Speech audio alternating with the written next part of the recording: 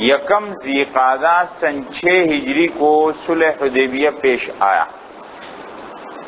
دیکھیں 3 باتیں اس میں بیان ہوں گی اس واقعے کو سمجھنے کے لیے۔ مدینہ منورہ سے روانگی، حدیبیہ میں قیام، اور پھر مدینہ منورہ کو واپسی۔ دیکھیں مدینہ منورہ سے واپسی، اسباب۔ رسول اللہ صلی اللہ علیہ وسلم نے خواب دیکھا کہ میں اپنے صحابہ کے ساتھ مکہ مکرمہ میں گیا ہوں اور ہم عمرہ کر رہے ہیں، امن کے ساتھ داخل ہو رہے ہیں اور اپنے سر بالوں کو منڈوا رہے ہیں۔ لقد صدق اللہ رسولہ الرؤیا بالحق لتدخلن المسجد الحرام ان شاء اللہ آمنین محلقین رؤوسکم ومقصرین۔ خواب دیکھا رسول اللہ صلی اللہ علیہ وسلم نے کہ عمرہ کر رہے ہیں، اپنے بالوں کو منڈوا دیا۔ آپ علیہ السلام کا خواب، بلکہ ہر پیغمبر کا خواب وحی ہوتا ہے۔ نبی کریم علیہ السلام نے صبح کو یہ خواب اپنے صحابہ کے سامنے بیان کیا۔ سب صحابہ کو مکہ کی یاد ستاتی تھی۔ 6 سال گزر چکے ہیں کہ مکہ سے ان کو محروم کر دیا گیا ہے۔ مکہ میں ان کے داخلے پر پابندی لگ گئی۔ سب کو اپنا وطن بھی یاد آتا ہے لیکن داخلے کی کوئی صورت نہیں۔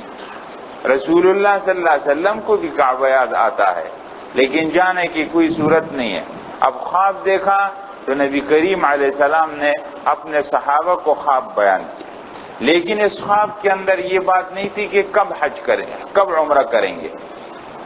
بہرحال رسول اللہ صلی اللہ علیہ وسلم صحابہ کے اصرار اور مطالبے پر آپ نے اعلان فرما دیا کہ چلو ہم چلیں گے۔ مدینہ کے اندر اور مدینہ کے باہر اعلان ہو گیا۔ رسول اللہ صلی اللہ علیہ وسلم نے فرمایا ہم عمرہ کے لیے جائیں گے، ہمارے ساتھ چلے جو چلے۔ تقریباً 1400 سے لے کر 1600 تک آدمی تیار ہو۔ مدینہ کے اطراف میں بھی اعلان ہوا لیکن منافقین نے کہا یہ لوگ واپس نہیں آ سکتے، یہ مکہ میں کیسے جائیں گے، وہ ان کو جانے دیں گے، وہ ان کو داخل ہونے دیں گے، یہ خالی ہاتھ جا رہے ہیں، ان میں سے کوئی بھی زندہ سلامت واپس نہیں آئے گا، ہم ان کے ساتھ نہیں جاتے۔ بہرحال رسول اللہ صلی اللہ علیہ وسلم روانہ ہو گئے۔ چلتے چلتے اب آپ کے سامنے وہ پورا راستہ آئے گا۔ ذوالحلیفہ کے مقام پر رسول اللہ صلی اللہ علیہ وسلم نے جانور ساتھ کیے تھے، ان کے گلوں میں پٹے ڈال دیے، یہ نشانی تھی کہ عمرہ کرنے جا رہے ہیں، اور وہاں سے احرام باندھ لیا۔ چلتے چلتے مکہ مکرمہ کے قریب عسفان ایک جگہ ہے، یہاں نبی کریم علیہ السلام پہنچ گئے۔ پھر آپ نے یہاں سے اپنا ایک صحابی بھیجا ہے جن کا نام خراش بن امیہ ہے، اور عسفان کے اندر نبی کریم علیہ السلام نے اپنا ایک صحابی بھیجا، اور یہاں آپ کو اطلاع ملی کہ کافروں نے آپ کا راستہ روکا، تو آپ علیہ السلام نے پھر راستہ تبدیل کیا ہے اور حدیبیہ میں پہنچے۔ یہ راستے کی باتیں ہیں۔ دیکھیں یہ نظر آ رہا ہے مدینہ منورہ۔ رسول اللہ صلی اللہ علیہ وسلم مدینہ منورہ سے نکلے، ذوالحلیفہ کے مقام پر آئے۔ ذوالحلیفہ کے مقام پر نبی کریم علیہ السلام نے جانوروں کو گلے میں پٹے ڈال دیے اور تلبیہ احرام پڑھ لیا اور عمرے کی نیت کر لی۔ ذوالحلیفہ وہ مقام ہے جہاں سے مدینہ کی سمت سے آنے والا کوئی بھی خانہ کعبہ کو یہاں سے بغیر احرام کے نہیں گزر سکتا، یہ میقات ہے۔ اب دیکھو یہاں پر ایک بات ہے سمجھنے کی حج کی مناسبت سے، یہ انشاءاللہ اگر حج کا کوئی پروگرام بنا تربیت کا تو یہ باتیں اس میں بیان ہوں گی۔ یہ آپ کو نظر آ رہا ہے مکہ مکرمہ ہرا رنگ، یہ مکہ مکرمہ حرم کی حدود ہے، حدود حرم، حرم کی حدود، اور یہ 5 اس کے راستے ہیں۔ یہ ہے وادی نخلہ، یہ ہے عرفہ، یہ اذات لبن، یہ حدیبیہ، یہ تنعیم۔ مکہ مکرمہ کے اندر رہنے والے لوگ اگر عمرہ کرنا چاہیں گے تو وہ یہاں ان جگہوں سے آ کر کے احرام باندھیں گے، اور جو مکہ باہر سے جانے والے لوگ ہیں وہ کیا کریں گے، وہ جب گزریں گے، یہ جتنے گیٹ بنے ہوئے ہیں آپ کے سامنے، ان سب کو مواقیت کہا جاتا ہے، میقات ہیں۔ یہاں مدینہ کی سمت سے آنے والوں کا میقات ذوالحلیفہ ہے، شام کی سمت سے آنے والوں کا میقات جحفہ ہے، عراق کی سمت سے آنے والوں کا میقات ذات عرق ہے، نجد کی طرف سے آنے والوں کا میقات قرن المنازل ہے، یمن کی طرف سے جانے والوں کا میقات یلملم ہے، ہم پاکستان والوں کا میقات بھی یلملم ہے۔ آپ میں سے جو گئے ان کو معلوم ہے، جو نہیں گئے تو اللہ سب کو لے جائے، معلوم ہو جائے گا۔ جب یہاں سے ہوائی جہاز کے اندر سفر ہو کر کے پاکستان سے جاتے ہیں تو جب ہوائی جہاز یلملم کے اوپر سے گزرتا ہے تو ہوائی جہاز میں اعلان ہو جاتا ہے کہ ہم میقات کے اوپر سے ابھی کچھ دیر بعد گزرنے والے ہیں، تو جن حضرات نے اب تک احرام کی نیت نہیں کی ہے وہ اپنا احرام باندھ لیں، نیت کر لیں۔ اس سے پہلے ان تمام گیٹوں سے پہلے احرام باندھنا اور اس کی نیت کرنا ضروری ہوتا ہے۔ اگر کوئی باہر سے جانے والا ان گیٹوں سے بغیر احرام کے گزر جائے گا تو اس کو دم دینا پڑے گا۔ رسول اللہ صلی اللہ علیہ وسلم جب ذوالحلیفہ کے مقام پر پہنچے تو یہ میقات تھا۔ آپ علیہ السلام نے ادھر ان جانوروں کے گلے میں پٹھے ڈالے اور احرام باندھ لیا، اور یہاں ذوالحلیفہ سے نبی کریم علیہ السلام نے ایک جاسوس روانہ فرمایا جس کا نام بسر ہے یا بشر ہے۔ فرمایا تم جا کے آگے کے حالات دیکھو کیا صورتحال ہے۔ وہ صحابی پہلے سے چل پڑا اور رسول اللہ صلی اللہ علیہ وسلم اپنے ساتھ صحابہ کو لے کر کے آئے۔ جب رسول اللہ صلی اللہ علیہ وسلم چلتے چلتے عصفان کے مقام پر پہنچے تو ادھر سے وہ صحابی واپس آ گیا اور اس نے کہا یہ عصفان مکہ مکرمہ سے قریب ایک جگہ ہے، اور اس عصفان کے قریب ایک اور جگہ ہے قرع الغمیم اس کا نام ہے۔ اس صحابی نے آ کر اطلاع دی حضرت بشر یا بسر نے کہ قرع الغمیم کے مقام پر کافر خالد بن ولید کی قیادت میں 200 آدمی مسلح ہو کر آئے ہیں اور وہ آپ کو آگے جانے نہیں دیں گے۔ جب رسول اللہ صلی اللہ علیہ وسلم کو یہ اطلاع ملی تو آپ نے فرمایا کہ اب ایسا کرنا چاہیے، ہم تو لڑنے کے لیے نہیں آئے۔ رسول اللہ صلی اللہ علیہ وسلم اپنے ساتھ اسلحہ بھی نہیں لے گئے تھے، خالص جو مسافر اپنے پاس بچاؤ کے لیے کچھ رکھتا ہے معمولی، ورنہ خالی ہاتھ۔ آپ علیہ السلام نے فرمایا ایسا ہے کوئی جو ہم کو قرع الغمیم کے راستے سے بچا کر کسی اور راستے سے لے جائے؟ تو بنو اسلم قبیلے کے کچھ صحابی آگے آئے اور انہوں نے کہا ہم بتا دیں گے راستہ، لیکن آگے جا کر کے ان سے راستہ گم ہو گیا۔ پھر ایک اور آئے، ان سے بھی گم، تیسرا۔ بہرحال رسول اللہ صلی اللہ علیہ وسلم قرع الغمیم کو ایک طرف چھوڑتے ہوئے سنیت المرار کے راستے سے آ گئے، قرع الغمیم کو ایک طرف چھوڑ دیا۔ خالد بن ولید نے جب دیکھا کہ یہاں سے تو سامنے کوئی نہیں آیا اور کوئی نہیں ہے تو وہ جلدی سے مکہ مکرمہ واپس ہو گیا اور کہا کہ انہوں نے راستہ بدل دیا۔ رسول اللہ صلی اللہ علیہ وسلم جب سنیت المرار کے موقع پر آئے جگہ پر تو یہاں آپ کی اونٹنی بیٹھ گئی، قصوہ۔ آپ علیہ السلام جس اونٹنی پر سوار تھے اس کا نام قصوہ تھا، وہ بیٹھ گئی۔ صحابہ نے کہا اللہ کے رسول قصوہ نے بغاوت کر دی۔ رسول اللہ صلی اللہ علیہ وسلم نے فرمایا نہیں، حبسها حابس الفیل، اس کو روک دیا ہے اس ذات نے جس نے ہاتھیوں کو بٹھا دیا تھا۔ پھر آپ علیہ السلام نے اس کو حرکت دی تو وہ چلا یہاں تک کہ حدیبیہ کے مقام پر پہنچ گیا۔ اب رسول اللہ صلی اللہ علیہ وسلم مدینہ منورہ سے سفر کرتے ہوئے حدیبیہ کے مقام پر پہنچ چکے ہیں۔ اب آگے حدیبیہ میں کیا ہوتا ہے دیکھیں، یہ ہے حدیبیہ کا وہ مقام۔ حدیبیہ کو آج کل شمیسی کہتے ہیں۔ یہاں سے حرم کے حدود شروع ہو جاتے ہیں، یہاں سے آگے غیر مسلم کا داخلہ بھی بند ہے۔ یہاں یہ گیٹ ہے اور حرم کا حد شروع ہو جاتا. یہ گیٹ لگا ہوا ہے آج بھی, یہ پلر ہے, نشانی ہے کہ حرم شروع ہوگی.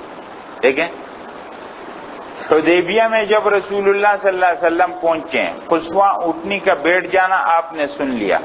اب آپ علیہ السلام کیا کرتے ہیں؟ مذاکرات اور سفارتکاری کرتے ہیں. آپ علیہ السلام اپنی طرف سے ایک سفیر بھیجتے ہیں کافروں کے پاس. دیکھیں مسلمان سفارتکار خراش بن امیہ خزاعی رضی اللہ عنہ کو رسول اللہ صلی اللہ علیہ وسلم بھیج رہے ہیں.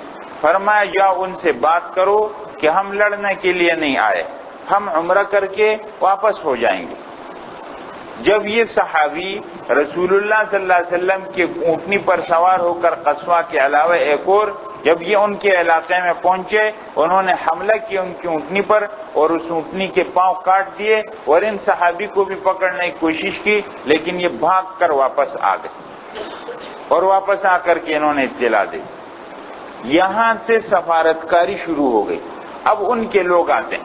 دیکھیں کافر سفارتکاروں میں سب سے پہلے بدیل بن ورقا خزاعہ قبیلے کا سردار, یہ مسلمانوں کے ساتھ ہمدردی رکھتا تھا. یہ آیا رسول اللہ صلی اللہ علیہ وسلم کو اطلاع دی کہ کافر آپ کو جانے نہیں دیں گے. وہ پوری تیاری کے ساتھ آئے ہیں اور انہوں نے پوری تیاری کی ہے اور یہ پکا ارادہ فیصلہ کیا ہے کہ آپ کو وہ حرم میں جانے نہیں دیں گے. آپ علیہ السلام نے بدیل کو فرمایا, بدیل تم جا کر ان کو سمجھا دو کہ ہم صرف عمرہ کر کے واپس ہو جائیں گے, ہمارا راستہ مت روکو, ہم لڑنے کے لیے نہیں آئے. بدیل نے جا کر ان کو سمجھایا کہ وہ لڑنے کے ارادے سے نہیں آئے, ان کے پاس جانور پھر رہے ہیں جن کے گلوں میں پٹھے پڑے ہیں اور وہ کسی تیاری سے لڑنے سے نہیں آئے. میرا مشورہ یہ ہے کہ تم ان کو آنے دو. ان نے کہا نہیں, تم پہلے سے ان کے ہمدرد ہو, تم کو کیا معلوم ہے. ان کی بات مسترد کر دی. دوسرے نمبر پر آئے ہیں عروہ بن مسعود, یہ بھی ثقیف قبیلے کا سردار ہے, مکہ کا رہائشی نہیں ہے لیکن ان کا ساتھی ہے اور یہ ابو سفیان کا داماد ہے اور یہ بہت ہوشیار آدمی ہے. پھر یہ آیا نبی کریم علیہ السلام کے پاس معاہدے کی بات چیت کے لیے, اور اس نے بہت الفاظ میں پھوٹ ڈالنے کی کوشش کی مسلمانوں میں اور رسول اللہ صلی اللہ علیہ وسلم کو ڈرانے کی اس نے کوشش کی. تو اس نے کہا محمد صلی اللہ علیہ وسلم تم کیسے آدمی ہو, اپنی قوم کو ختم کرنے کے لیے چلے ہو, اور تمہارے ساتھ یہ جتنے ساتھی ہیں ان کا کچھ پتہ نہیں ہے, کچھ ہی دیر کے بعد جب حالات بدل جائیں گے ان میں کوئی بھی نظر نہیں آئے گا آپ کے ساتھ. رسول اللہ صلی اللہ علیہ وسلم کو بھی بات کی اور پھر صحابہ کرام کے خلاف ایسی بات کی. وہاں حضرت ابوبکر بیٹھے ہوئے تھے رضی اللہ عنہ, جب انہوں نے بات سنی غصہ آیا. یہ صحابہ کرام کے بارے میں کیا کہتا ہے کہ تھوڑے سے حالات ہیں تو سب بھاگ جائیں گے. کہا لات کے شرمگاہ کو چاٹ, تجھے کیا پتا ہے کہ وفا کیا ہوتی ہے اور وفاداری کس کو کہتے ہیں؟ تم نے کبھی وفاداری کی ہے کسی کے ساتھ؟ ان صحابہ میں سے کوئی ایک ایسا نہیں ہے جو محمد صلی اللہ علیہ وسلم کو چھوڑ کر کے بھاگ جائے گا. جب عروہ نے یوں نظر اٹھا کر کے دیکھا, کہا یہ کون ہے؟ کہا یہ حضرت ابوبکر صدیق ہے. کہا ان کا میرے اوپر کوئی احسان نہ ہوتا تو میں جواب دے دیتا. پھر عروہ بیٹھا ہوا تھا لیکن وہ عجیب بات دیکھ رہا تھا, رسول اللہ صلی اللہ علیہ وسلم کے ساتھ صحابہ کی عجیب محبت. آپ علیہ السلام کے اشارے پر سب کھڑے ہوتے ہیں, بیٹھتے ہیں, اور آپ علیہ السلام کے بدن سے پانی گرتا ہے تو سب اس کو لے لیتے ہیں, اپنے بدن پر ملتے ہیں. صحابہ کرام کی عجیب محبت. رسول اللہ صلی اللہ علیہ وسلم کے ساتھ کھڑے ہیں. مغیرہ بن شعبہ رضی اللہ تعالیٰ تلوار ان کے ہاتھ میں ہے, آپ کی حفاظت میں کھڑے ہیں. عروہ بن مسعود بات کرتے ہوئے آپ علیہ السلام کی داڑھی کو ہاتھ لگاتا ہے. مغیرہ بن شعبہ تلوار سے اس کا ہاتھ پیچھے ہٹاتا ہے, پیچھے کرو ہاتھ اپنا. مشرک آدمی رسول اللہ صلی اللہ علیہ وسلم کو ایسا ہاتھ نہیں لگا. کہتا ہے یہ کون ہے؟ کہے تیرا بھتیجا مغیرہ بن شعبہ. عجیب رسول اللہ صلی اللہ علیہ وسلم کے ساتھ صحابہ کی محبت. اور یہ باتوں باتوں میں ڈرا رہا تھا. کہا محمد تم کو معلوم ہے وہ پوری تیاری کے ساتھ آ کر اس وادی میں ٹھہرے ہوئے ہیں, وہ آپ کو کسی حالت میں جانا نہیں دیں گے. الفاظ سے ڈرا رہا تھا. آپ علیہ السلام نے فرمایا عروہ بات سنو, مکہ مکرمہ سے مجھے کوئی نہیں روک سکتا ہے، یہ میرا حق ہے عمرہ کرنا مکہ مکرمہ میں، یہ حق مجھ سے کوئی نہیں چھین سکتا ہے۔ میں تلوار کی زور پر یہ حق منوا سکتا ہوں، لیکن میں تلوار کے زور پر حل کرنا نہیں چاہتا، میری طرف سے صلح کا راستہ کھلا ہے۔ یہ الفاظ سے ڈرانے کی ضرورت نہیں ہے۔ عجیب، سبحان اللہ، رسول اللہ صلی اللہ علیہ وسلم کیسی ہر بات کو سمجھتے ہیں، وہ باتوں میں ڈرا رہے، اور رسول اللہ صلی اللہ علیہ وسلم فرماتے ہیں مجھے کوئی بھی عمرے کے حق سے محروم نہیں کر سکتا، یہ کسی کا حق نہیں ہے کہ مجھے عمرہ کا حق مجھ سے چھین لے، اور میں تلوار کی زور پر یہ حق منوا سکتا ہوں، لیکن میں منوانا نہیں چاہتا۔ میرا یہ پیغام پہنچا دو ان کو کہ مجھے جانے دو، میں عمرہ کر کے واپس ہو جاؤں۔ بہرحال عروہ واپس چلا گیا، اور اس نے جا کر ان کو کہا کہ میرا مشورہ یہ ہے کہ ان کو آنے دو۔ وہ لڑنے کے ارادے سے نہیں آئے، لیکن کافروں نے ان کی بھی نہیں سنی۔ تیسرا آدمی کنانہ قبیلے کا سردار ہے، حلیس بن علقمہ، یہ آیا، اس نے کہا میں معلوم کرتا ہوں۔ یہ جیسا آیا، رسول اللہ صلی اللہ علیہ وسلم نے فرمایا یہ ہدی کے جانوروں کا، جو عمرے والے اپنے ساتھ جانور لے جاتے ہیں، فرمایا یہ آدمی ان کی قدر کرتا ہے، سارے جانور کھول دو اور یوں لاؤ لے جاؤ۔ جیسے حلیس سامنے آیا، جانور گھوم رہے ہیں پھر رہے ہیں، اور ان کے گلے کے اندر پٹھے ڈلے ہوئے ہیں، اس نے جیسے دیکھا وہاں سے سیدھا واپس چلا گیا۔ کہا دیکھو وہ لوگ تو لڑنے کے لیے نہیں آئے، میرا مشورہ یہ ہے کہ تم ان کو آنے دو، لیکن اس کی بات بھی نہیں سنی گئی۔ چوتھے نمبر پر یہ مکرز بن حفظ آیا، رسول اللہ صلی اللہ علیہ وسلم نے فرمایا یہ بڑا دھوکہ باز آدمی۔ بہرحال جب آ گیا آپ علیہ السلام نے پوری بات کی ان سے، فرمایا دیکھو ہم لڑنے کے ارادے سے نہیں آئے، ہمیں عمرہ کے لیے آنے دو، ہم عمرہ کر کے سیدھے واپس چلے جائیں گے۔ کافروں نے کہا نہیں۔ اب رسول اللہ صلی اللہ علیہ وسلم اپنی طرف سے ایک اور سفیر بھیجتے ہیں۔ پہلے رسول اللہ صلی اللہ علیہ وسلم کی طرف سے ایک سفیر گیا، ان کی طرف سے 4 آدمی آئے۔ اب رسول اللہ صلی اللہ علیہ وسلم نئے آدمی اپنا بھیجتے ہیں۔ حضرت عمر کو فرمایا عمر تم جاؤ ان سے بات چیت کرو۔ عمر جاہلیت کے زمانے میں سفارتکار تھا، جب مکہ کے اندر زندگی کے سارے شعبے تقسیم تھے، اس میں عمر کے ذمہ سفارتکاری کا کام تھا۔ عمر کو سفارتکاری کا بہت اچھا تجربہ تھا رضی اللہ عنہ۔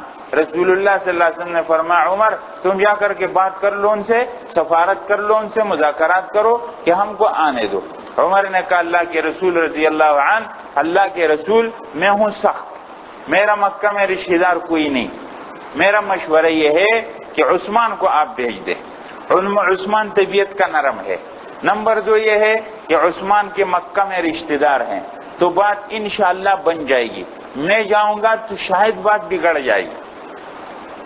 یہاں سے یہ بات معلوم ہوئی کہ جب جماعت کا سربراہ امیر کسی ساتھی کو کہے اور اس ساتھی کو یہ معلوم ہو کہ فلانا اس کام کو مجھ سے اچھا کر لے گا، تو وہ اپنے امیر کو یہ کہہ سکتا ہے کہ فلانا اس کو اچھا کر لے گا۔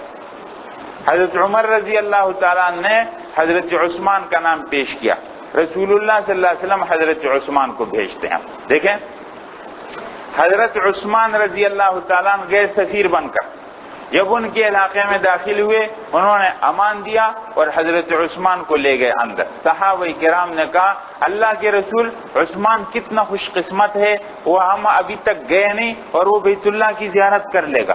رسول اللہ صلی اللہ علیہ وسلم نے فرمایا عثمان کر ہی نہیں سکتا کہ میرے بغیر بیت اللہ کی طرف نظر اٹھا کر دیکھے، یہ ہو ہی نہیں سکتا، میں یہاں بیٹھا ہوا ہوں اور عثمان میرے بغیر بیت اللہ کی طرف دیکھے گا بھی نہیں۔ حضرت عثمان اندر گئے، انہوں نے کہا عثمان تم باقیوں کو چھوڑو، تم کو اجازت ہے کر لو اپنا عمرہ۔ کہا نہیں، جب تک رسول اللہ صلی اللہ علیہ وسلم نہیں ہے میں نہیں کروں گا عمرہ۔ وہاں رہ گئے، انہوں نے ان کو اپنے پاس روک لیا۔ ادھر سے اطلاع آ گئی کہ عثمان کو انہوں نے شہید کر دیا۔ مسلمان حدیبیہ میں بیٹھے ہوئے انتظار میں ہیں کہ اب عثمان آئے گا، کوئی اطلاع لائے گا۔ اطلاع آ گئی عثمان کی شہادت کی کہ عثمان کو شہید کر دیا گیا۔ رسول اللہ صلی اللہ علیہ وسلم کو بڑا صدمہ پہنچا، سب صحابہ کرام پریشان ہو گئے، کہا ہمارے ایک سفیر آدمی کو انہوں نے شہید کر دیا۔ رسول اللہ صلی اللہ علیہ وسلم ایک درخت کے نیچے بیٹھ گئے، فرمایا سب میرے ہاتھ پر بیعت کرو، وعدہ کرو کہ ہم عثمان کے خون کا بدلہ لیں گے۔ رسول اللہ صلی اللہ علیہ وسلم نے یوں بیعت شروع کی ہے. سب سے پہلے بیعت کرنے والے عکاشہ بن محسن کے بھائی ہیں ابو سنان اسدی, اور 3 مرتبہ بیعت کی ہے سلمہ بن اکوع رضی اللہ تعالیٰ نے. جب پہلے ہی تو شروع میں بھی آئے, پھر درمیان میں پھر آئے, پھر آخر میں پھر آئے. 3 مرتبہ سلمہ بن اکوع نے بیعت کی ہے. رسول اللہ صلی اللہ علیہ وسلم جب بیعت کر رہے تھے حضرت عمر نے آپ کا ہاتھ یوں پکڑا ہوا تھا, اور ایک صحابی آپ کے اوپر یوں ٹہنی پکڑے ہوئے تھے, اور آپ علیہ السلام سب صحابہ سے بیعت لے رہے تھے. جب سب ختم ہو گئے رسول اللہ صلی اللہ علیہ وسلم نے اپنا ایک ہاتھ اٹھایا اور دوسرے پر رکھا, فرمایا یہ عثمان کا ہاتھ. بیعت کر لی, وعدہ کر لیا کہ ہم عثمان کے خون کا بدلہ لیں گے. مسلمان کی جان اتنی ارزان اور سستی نہیں ہے کہ کوئی جیسے ہی کر دے اس کے ساتھ. جب یہ اطلاع کافروں کو پہنچی بیعت رضوان ہو گئی, حضرت عثمان گئے, اس کے پاس بیعت رضوان ہو گئی, تو انہوں نے اپنا سفیر بھیج دیا ہے سہیل بن عمر. اب ان کی طرف سے آخری سفیر آیا ہے سہیل بن عمر. یہ ان کا بڑا خطیب آدمی ہے, فصیح آدمی ہے. یہ بدر کے اندر گرفتار بھی ہو گیا تھا, اور حضرت عمر نے رائے دی تھی اللہ کے رسول اس کے دانت توڑ دیے جائیں, یہ کفر کے لیے بولتا ہے, اسلام کے خلاف بولتا ہے, اس کے دانت توڑنے چاہیے. آپ علیہ السلام نے فرمایا نہیں. آج سہیل بن عمر آیا تھا اور مذاکرات کر رہا تھا, کافروں کی طرف سے آ گیا, بیٹھ گیا, ہلے ہوئے تھے. بیعت کا قصہ سن کر کے سب ہل گئے تھے, گھبرا گئے تھے. اب سہیل بن عمر آیا اور مذاکرات شروع ہو گئے, معاہدہ شروع ہو گیا. تو سہیل بن عمر نے پھر صلح کی ہے. اس صلح کا نام ہے صلح حدیبیہ. صلح حدیبیہ رسول اللہ صلی اللہ علیہ وسلم تو امی ہے, لکھنا پڑھنا نہیں جانتے تھے, تو حضرت علی رضی اللہ تعالیٰ لکھ رہے تھے. صلح شروع ہو گئی تو پہلے کا بسم اللہ الرحمن الرحیم. تو سہیل بن عمر نے اعتراض کیا کہ میں کسی رحمان رحیم کو نہیں جانتا, یوں لکھو بسمک اللہم. آپ علیہ السلام نے فرمایا ٹھیک ہے لکھو. پھر دوسرے نمبر پر یہ لکھا کہ یہ معاہدہ ہے درمیان محمد رسول اللہ کے اور درمیان سہیل بن عمر کے. تو سہیل بن عمر نے کہا اگر ہم آپ کو رسول اللہ مان لیں تو جھگڑا کس بات کا ہے, رسول اللہ نہیں لکھو, یوں لکھو یہ درمیان معاہدہ ہے محمد ابن عبداللہ کے اور سہیل بن عمر کے درمیان. آپ نے فرمایا ٹھیک ہے مٹا دو. حضرت علی رضی اللہ تعالیٰ نے فرمایا اللہ کے رسول میں تو نہیں مٹاؤں گا, میں کیوں رسول اللہ مٹاؤں گا. آپ نے فرمایا پھر مجھے بتا دو کہاں لکھا ہے تم نے, کیونکہ آپ علیہ السلام تو نہیں جانتے تھے پڑھنا, امی تھے. کہا یہ لکھا ہے. آپ علیہ السلام نے اپنے ہاتھ سے مٹا دیا. معاہدہ ہو گیا. کیا معاہدہ ہوا ہے دیکھیں, دفعات صلح حدیبیہ, اس سال مسلمان واپس ہو جائیں اور آئندہ 3 دن کے لیے آ کر کے پھر چلے جائیں. ایک بات, اس شرط سے مسلمانوں کو بڑا صدمہ پہنچا. اتنا دور دراز کا سفر کر کے آئے ہیں اور پورا اپنے ساتھ احرام باندھ کر کے آئے ہیں, اور اب ان کو کہا جا رہا ہے کہ تم کو اجازت نہیں ہے واپس ہو جاؤ. آپ علیہ السلام مان رہے ہیں. دوسری شرط 10 سال کے لیے جنگ پر پابندی اور جان اور مال کی حفاظت کا معاہدہ. ہم کو آپ سے آئندہ کوئی خطرہ نہیں اور آپ کو ہم سے کوئی خطرہ نہیں. تیسری بات, مدینہ منورہ سے مکہ مکرمہ کو واپسی کا یک طرفہ معاہدہ ہوگا. اگر مدینہ سے کوئی مکہ آ گیا تو ہم نہیں واپس کریں گے, لیکن ہمارا کوئی مکہ سے مدینہ کو آ گیا تو آپ کو واپس کرنا پڑے گا. عجیب شرط ہے. رسول اللہ صلی اللہ علیہ وسلم مان رہے ہیں, ٹھیک ہے. چوتھے نمبر پر عرب قبائل مسلمانوں اور کفار کا حلیف بننے میں آزاد. جتنے قبائل آباد ہیں ان میں جو مسلمانوں کا ساتھی بننا چاہے اس کو اجازت ہے, جو کافروں کا آج ساتھی بننا چاہے اس کو اجازت ہے. بنو خزاعہ قبیلہ مسلمانوں کا ساتھی بن گیا, بنو بکر قبیلہ کافروں کا ساتھی بن گیا. 5ویں نمبر پر مکہ اور مدینہ میں آمد و رفت کی مکمل آزادی. اب یہ معاہدہ ہو رہا تھا اور صحابہ کرام حیران و پریشان, غصے کے اندر لال پیلے ہو رہے ہیں اور غم کے اندر مبتلا ہیں کہ یہ کیسی شرطیں ہیں, یہ کیسا معاہدہ ہے اور یہ کیسی صلح ہے کہ سب کافروں کی باتیں مانی جا رہی اور رسول اللہ صلی اللہ علیہ وسلم مان رہے ہیں. حضرت عمر رضی اللہ تعالیٰ آئے, کہا اللہ کے رسول کیا آپ اللہ کے پیغمبر نہیں؟ فرمایا ہوں. کیا ہم مسلمان نہیں؟ فرمایا ہیں. کیا ہم حق پر نہیں؟ فرمایا ہیں. تو پھر یہ کس قسم کی شرطیں طے ہو رہی؟ اور اسی درمیان میں ایک عجیب غمناک واقعہ پیش آیا کہ ابو جندل رضی اللہ تعالیٰ ایک صحابی اسی سہیل بن عمر کا بیٹا ہے، زنجیروں کے اندر پڑتا گرتا رسول اللہ صلی اللہ علیہ وسلم کے قدموں میں پہنچ گیا۔ یہ وہ صحابی ہے جس کو کئی سالوں سے اس کے باپ نے قید کے اندر زنجیریں باندھ کر کے ڈال دیا ہے، اور آج وہ حدیبیہ کے اندر پہنچ گیا ہے، اور جب یہ باتیں ہو رہی تھی وہ گرتا پڑتا بیچارہ آ گیا۔ سہیل بن عمر کا بیٹا ہے، سہیل بن عمر نے اس کو ایک تھپڑ مارا اور کہا کہ واپس ہمارے ساتھ چلو۔ رسول اللہ صلی اللہ علیہ وسلم نے فرمایا ابھی تو ہماری پوری بات طے ہوئی بھی نہیں ہے، اس کو آپ رہنے دو۔ اس نے کہا نہیں، یہ نہیں رہے گا آپ کے پاس۔ آپ نے فرمایا میری خاطر چھوڑ دو۔ اس نے کہا نہیں۔ آپ نے ابو جندل کو فرمایا ابو جندل ہم معاہدہ کر چکے ہیں، ہم مجبور ہیں، آپ واپس ہو جاؤ، اللہ خیر کریں گے۔ سب صحابہ کی آنکھوں میں آنسو تھے جب ابو جندل کو واپس کیا جا رہا تھا۔ صحابہ کرام کی عجیب کیفیت تھی، اور یہ صلح ہو رہی تھی، اور صلح کی یہ شرطیں طے ہو رہی تھی، اور حضرت عمر رضی اللہ تعالیٰ پوری جماعت کے ترجمان بن کر آئے تھے کہ اللہ کے رسول یہ کس قسم کی باتیں طے ہو رہی، یہ تو ہماری سمجھ میں تو نہیں آ رہی۔ آپ علیہ السلام نے فرمایا عمر تم صبر کرو، اللہ خیر کریں گے۔ اور پھر جب واپسی میں ابھی آئے گا آپ کے سامنے قرع الغمیم کے مقام پر جب رسول اللہ صلی اللہ علیہ وسلم واپس ہوئے اور رات کو سورہ فتح نازل ہوئی، انا فتحنا لک فتحا مبینا لیغفر لک اللہ ما تقدم من ذنبک وما تأخر ویتم نعمته علیک ویہدیک صراطا مستقیما وینصرک اللہ نصرا عزیزا۔ اللہ تعالیٰ نے اس صلح کو فتح مبین فرمایا۔ آپ علیہ السلام نے عمر کو بلایا، فرمایا عمر آ جاؤ، آج ایک سورت نازل ہوئی ہے سورہ فتح۔ عمر کہتے تھے کہ میں نے یہ بات رسول اللہ صلی اللہ علیہ وسلم کو کی تھی، مجھے اس پر بڑا صدمہ ہے، لیکن میں جذبات سے بے قابو ہو گیا تھا، میں نے رسول اللہ صلی اللہ علیہ وسلم کو ایسی بات کیوں کی۔ لیکن صحابہ کرام اتباع تابعداری کے پیکر ہیں، ان کی عقل میں نہیں آ رہا، لیکن رسول اللہ صلی اللہ علیہ وسلم کا حکم ہے سب تابعدار۔ اس کو کہتے ہیں نظریاتی تربیت۔ اپنے نظریات کے اندر اتنا پکا ہونا، یہ نہیں کہ حالات تھوڑی سی مزاج کے خلاف ہو گئی تو جماعت کے خلاف ہو گئے، کہا یہ بات تو ہماری سمجھ میں نہیں آتی۔ امیر کی اتباع ہر حال کے اندر ہے، اور امیر کی اطاعت ہر حال کے اندر۔ بہرحال یہ صلح طے ہو گئی، اور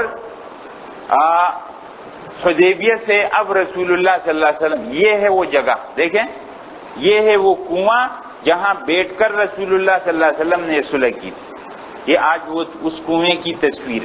آگے یہ ہے وہ مسجد، اس جگہ پر مسجد بنی ہوئی جہاں رسول اللہ صلی اللہ علیہ وسلم نے وہ صلح کی تھی، اور یہ اس کی آج نئی تصویر ہے۔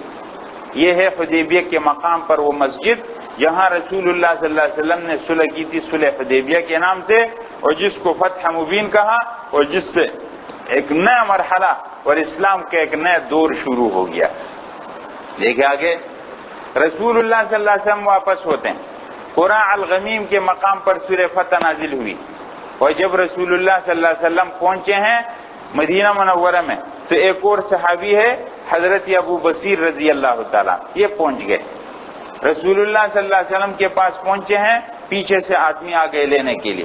آپ نے فرمایا ابو بصیر تم واپس ہو جاؤ، ہم معاہدہ کر چکے۔ یہ جب واپس جانے لگے، راستے میں جو دو ساتھی تھے ان کے جو ان کو لینا آئے تھے، ان کے پاس تلوار تھی۔ ابو بصیر رضی اللہ تعالیٰ نے فرمایا تمہاری یہ تلوار بہت اچھی عجیب تلوار ہے، چمکدار تلوار۔ تعریف اس کی ہو گئی، وہ آدمی پھول گیا، اس کو سمجھ میں ہی نہیں آیا۔ انہوں نے کہا بہت بہترین تلوار ہے، فرمایا مجھے ذرا دکھاؤ۔ تلوار دی، اس نے ایک وار کر کے اس کا کام تمام کر دیا، اور دوسرا بھاگ کر کے مدینہ منورہ میں آ گیا، کہا میرے ایک ساتھی کو مار دیا ہے، مجھے بچاؤ۔ پیچھے سے ابو بصیر بھی پہنچ گئے۔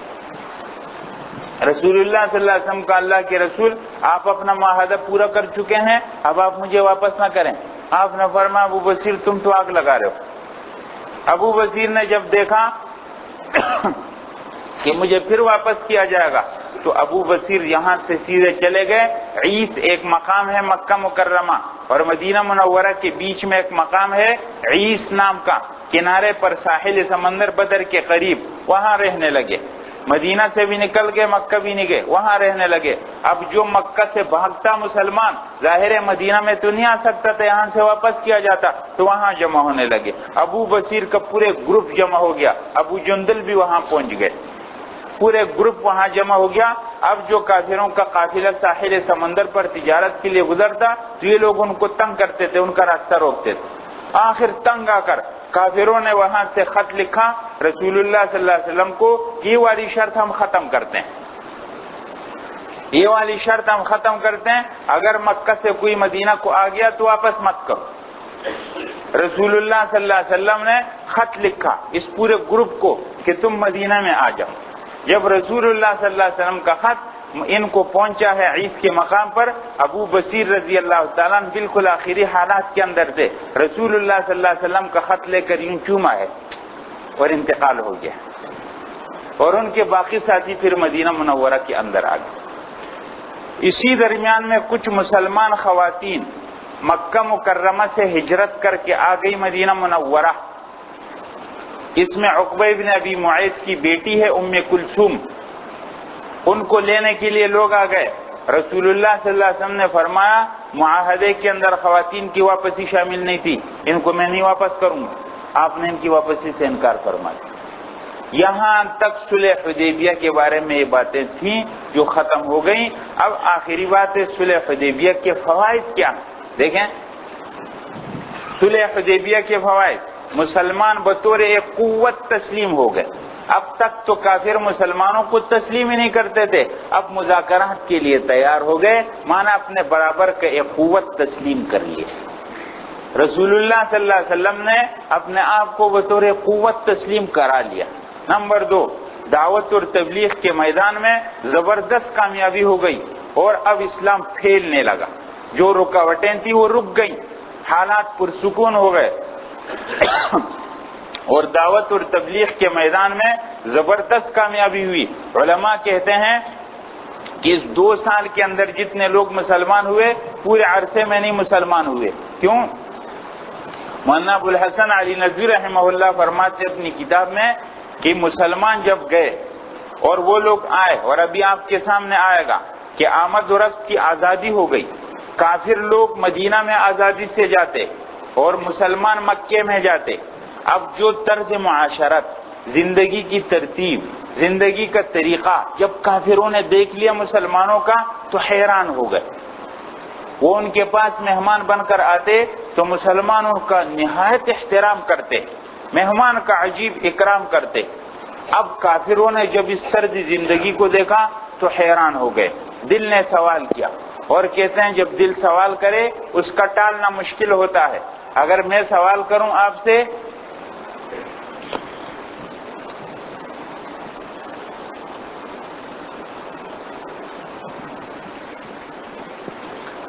آپ سے یا آپ سوال کریں مجھ سے تو ہم ایک دوسرے کو ٹال سکتے ہیں, لیکن اگر ہمارا دل ہم سے سوال کرے تو ہم اپنے دل کے سوال کو نہیں ٹال سکتے. کافر لوگ رسول اللہ صلی اللہ علیہ وسلم اور مسلمانوں کے پاس مدینے میں آئے, ان کے پاس رہے, ان کی زندگی کا انداز دیکھا, متاثر ہو گئے. دل نے سوال کیا کہ یہ تبدیلی کہاں سے آئی؟ تم بھی عرب, یہ بھی عرب, تم بھی عدنانی, یہ بھی عدنانی, تمہارا نسل, زبان, علاقہ, وطن ایک, لیکن زمین و آسمان کا کردار کا اتنا بڑا فرق کہاں سے آیا؟ یہ سوال ان کے دل نے کرنا شروع کیا. آخر ان کے دلوں نے خود جواب دیا کہ یہ کردار کا اتنا عظیم فرق کہ ایک طرف فرشتے ہیں اور دوسری طرف جانور ہیں, ایک طرف ایک دوسرے کا خیال کرنے والے اور دوسری طرف ایک دوسرے کے خون کے پیاسے, ایک طرف ہمدردی کا ماحول ہے اور دوسری طرف خود غرضی کا ماحول ہے. یہ کردار کا اتنا عظیم فرق یہ حضرت محمد صلی اللہ علیہ وسلم کی محنت سے آیا. متاثر ہو گئے اور مسلمان ہو گئے. اس پورے 2 عرصے کے اندر 2 سال کے عرصے میں بہت سارے لوگ مسلمان ہو گئے. تو صلح حدیبیہ کو فتح مبین اللہ نے فرمایا کہ دروازہ کھل گیا اور دعوت اور تبلیغ کے میدان میں زبردست کامیابی ملی. تیسرا کیا ہوا؟ اسلامی ریاست مستحکم ہو گئی. رسول اللہ صلی اللہ علیہ وسلم اب تک تو مسلسل سفر کر رہے تھے. آپ نے سنا ہے 5 سال اور 8 مہینے کے اس عرصے میں مسلسل ہر مہینے رسول اللہ صلی اللہ علیہ وسلم سفر کرتے ہیں. کبھی جا رہے شمال, کبھی جنوب, کبھی مشرق, کبھی مغرب. اب کچھ امن پرسکون حالات ہو گئے تو آپ علیہ السلام نے اسلامی ریاست کو مستحکم کیا. اور عجیب حضرات, آپ کو معلوم ہے رسول اللہ صلی اللہ علیہ وسلم جب مدینہ منورہ میں تشریف لائے ہیں اور آپ نے اسلامی ریاست کی بنیاد رکھی ہے تو اسلامی ریاست چند گھروں پر مشتمل تھی، لیکن جب 10 سال کے بعد رسول اللہ صلی اللہ علیہ وسلم دنیا سے رخصت ہو رہے ہیں تو پورے جزیرۃ العرب میں اسلامی ریاست قائم ہو چکی ہے۔ چوتھے نمبر پر کیا بات ہو گئی؟ اسلامی ریاست 3 اطراف سے پرامن ہو کر شمال کی طرف متوجہ ہو گئی۔ آپ علیہ السلام اب تک اپنے 3 اطراف میں مصروف تھے، شمال کے اندر نجد اور بنو سلیم، مشرق کے اندر اور مغرب کے اندر ساحل کی پٹی، اور جنوب کے اندر قریش مکہ کفار ہے۔ آپ علیہ السلام ان تینوں اطراف سے محفوظ اور پرامن ہو کر اب شمال کی طرف متوجہ ہو۔ اسلامی ریاست اب شمال کی طرف بڑھ، اس لیے اس صلح کو اللہ تعالیٰ نے فتح مبین فرمایا۔ اور اس سے مسلمانوں کو کیا سبق ملتا ہے کہ جوش سے زیادہ ہوش کے ساتھ کام کرنا، جوش سے زیادہ ہوش کے ساتھ کام کرنا ہے۔ جب رسول اللہ صلی اللہ علیہ وسلم یہ صلح فرما رہے تھے، تمام مسلمان اور تمام صحابہ کرام غصے کے اندر تھے اور ان کی سمجھ میں نہیں آ رہا تھا، ان کے جذبات عروج پر تھے، لیکن رسول اللہ صلی اللہ علیہ وسلم ان کی شرطوں کو مان رہے تھے۔ ہاں ٹھیک ہے، ہم اس سال واپس چلے جائیں گے، ہاں ٹھیک ہے، ہم تمہارا آدمی واپس کر دیں گے، تم واپس مت کرنا۔ ان کی شرطوں کو مان رہے تھے، لیکن ان شرطوں کے پیچھے آپ علیہ السلام جو بہترین نتائج دیکھ رہے تھے، آپ علیہ السلام ان نتائج کی وجہ سے ان کی ان شرطوں کو مان رہے تھے۔ اس لیے بات ہوتی ہے کہ ہوش کے ساتھ کام کرنا اور حالات سے اپنے آپ کو واقف کرنا ہے۔ بہرحال یہ صلح حدیبیہ کا واقعہ تھا جو آپ کے سامنے بیان ہو گیا۔ اب یہاں سے ایک نیا مرحلہ شروع ہو جائے گا اور فتح کی ابتدا ہو چکی ہے۔ اب اسلام آگے بڑھتا ہے۔ اب اگلی مجلس میں انشاءاللہ بیان کریں گے۔ دیکھیں اللہ